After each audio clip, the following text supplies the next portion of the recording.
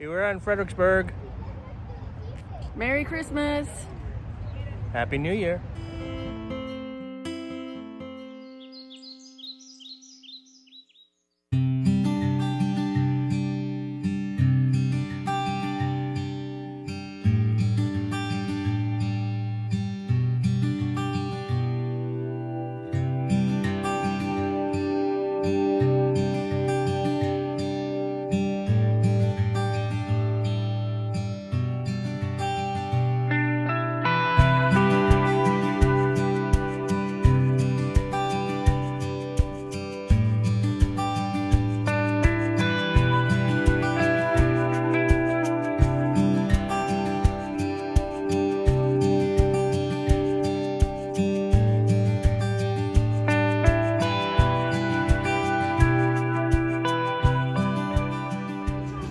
Here we are in Silver Creek, which is a beer garden and grill, and apparently music venue. Recommended to us by Dogology, which was a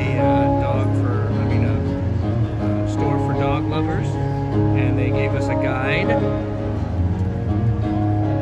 There we go. Of restaurants that do things like cater to dogs, and you can tell down below they gave Sherry a bowl of water. So thank you Dogology, and thank you Silver Creek. Everything you don't need. You've now done everything that a man can do. Everything you don't need.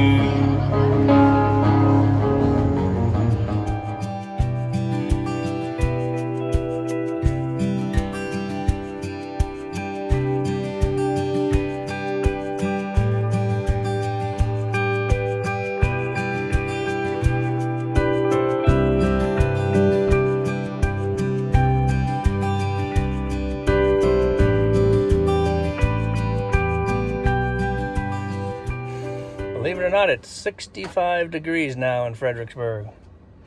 It was 26 degrees all night, and now it's 65. We've become old pros at hooking up everything, and this is the second night. Water's in, waste is in, electricity's in, and because of the heat, right up there the fan's going. I think you can see that in the video. Everything else is set up. Dog's getting fed outside. And we are going to relax for a while. Okay, the shower did not get a lot of hot water and made everything wet. But that might just be because we don't have the water temperature right over here. Who knows?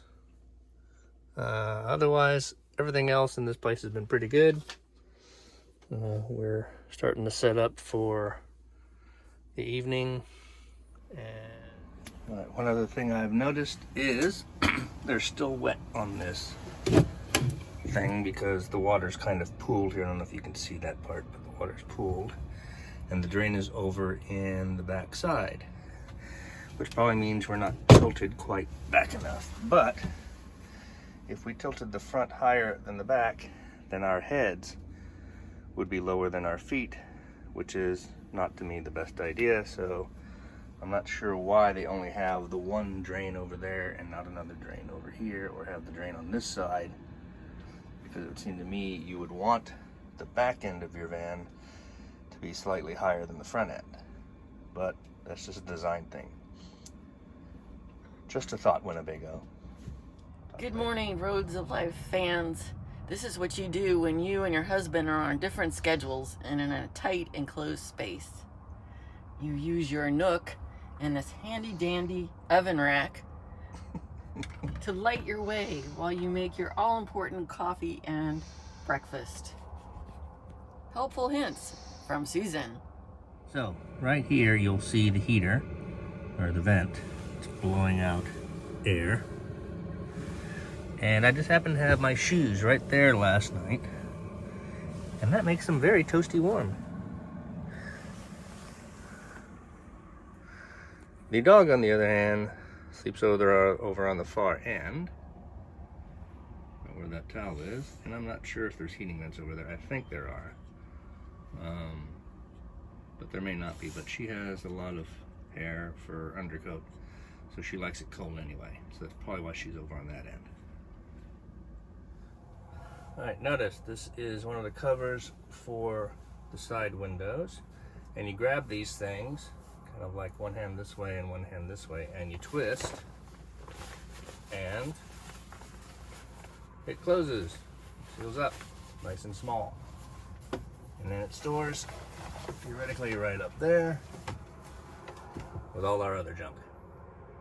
Great design. Since the last video didn't show where it actually stored because it was a slight angle, it's right up here. Now you can't see anything, but it goes up in there. There's a little storage area here. Just sits right up there. Bing, bang, boom, done. We'll see if I can do this video one-handed. This thing right here just comes on down. And these things go down like that. And now you can see out the window. And there's the other window cover that actually goes into these little tiny hooks and pops right out.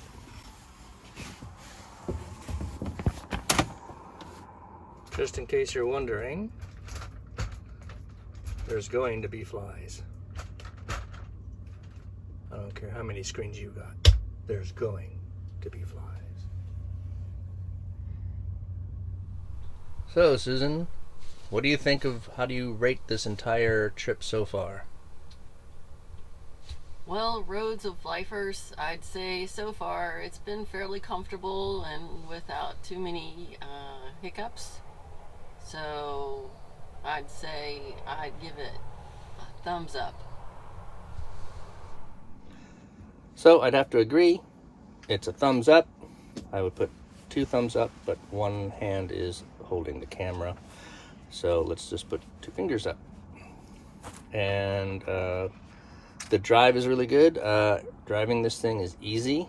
It's a Dodge Ram ProMaster. I think it's 21 feet, something like that. Right turns, you have to be a far right, go way around right. Otherwise, same as anything else. It does need a little pick up and go. You have to almost floor it to get it when you're just starting off to drive, but I think it's got a lot of weight, so that's probably part of that. And of course, that also means you have to brake early. So don't speed. Not a good idea.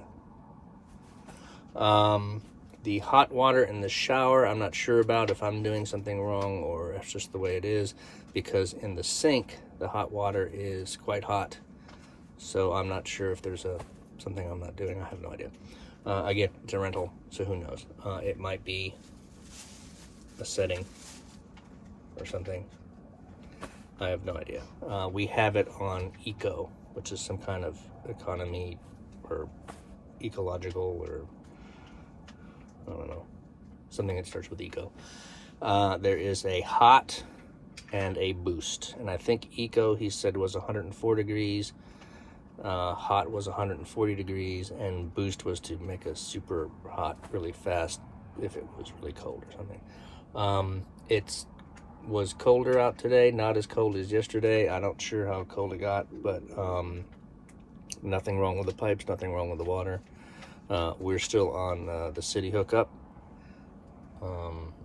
which we will disconnect when we go into town. We're picking up my daughter today in town. She's been off exploring in the west of Texas, and we're going to spend another day in Fredericksburg, and then tomorrow we get up at before the crack of dawn, because we have to have the rental back by 10 a.m.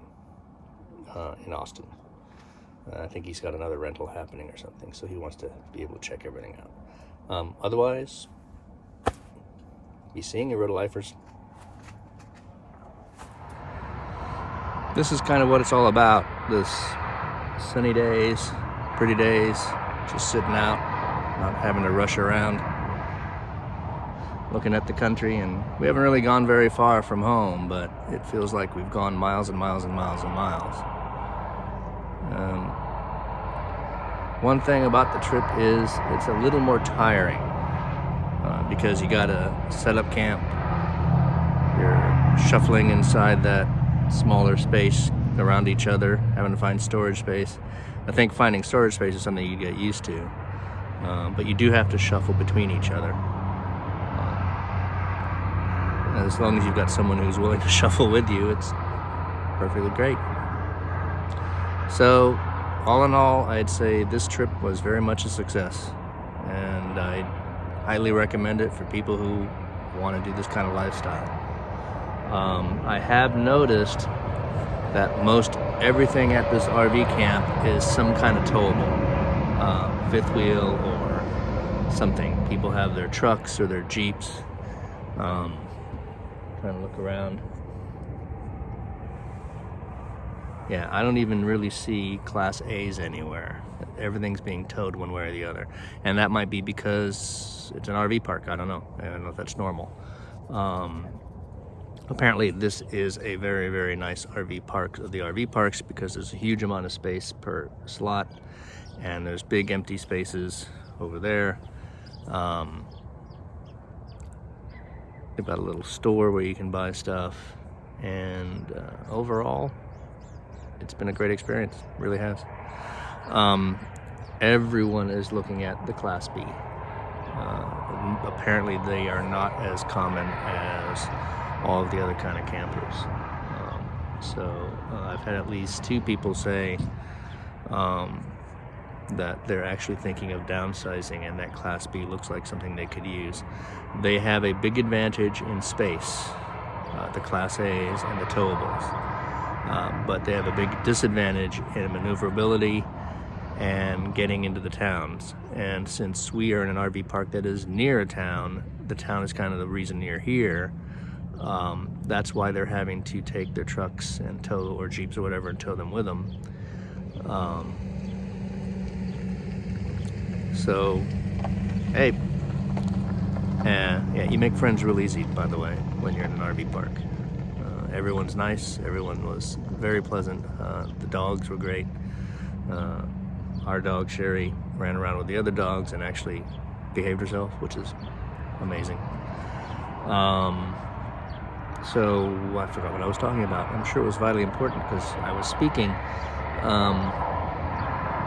Oh yeah, Class A's and the towables, they're taking their Jeeps and their trucks because it's just an easier way for them to travel in the towns. For us, the Class B itself goes, we just disconnect everything and go wherever we want to go. So it's very maneuverable that way. I had one person talk about driving down, and I can't remember what state this was, Connecticut, I think.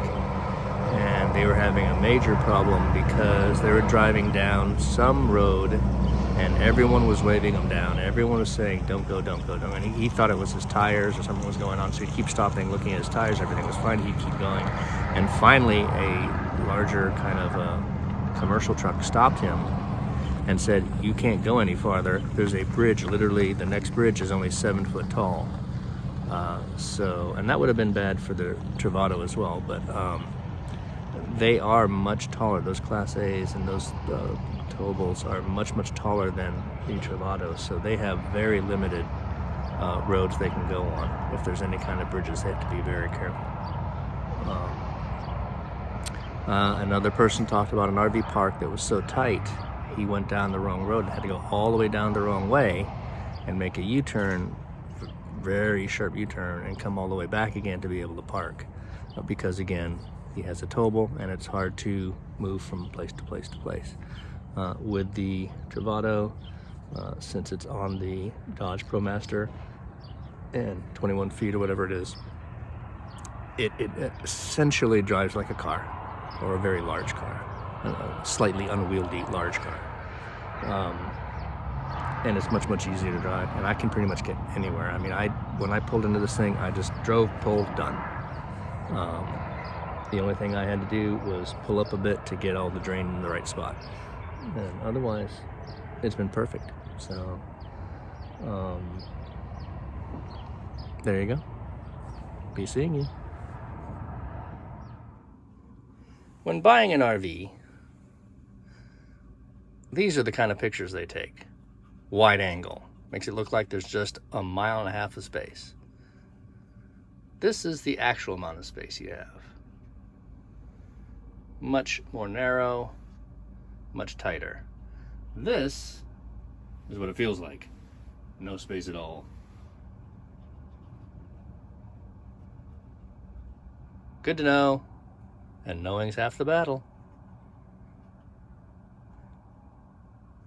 Be seeing you, lifers.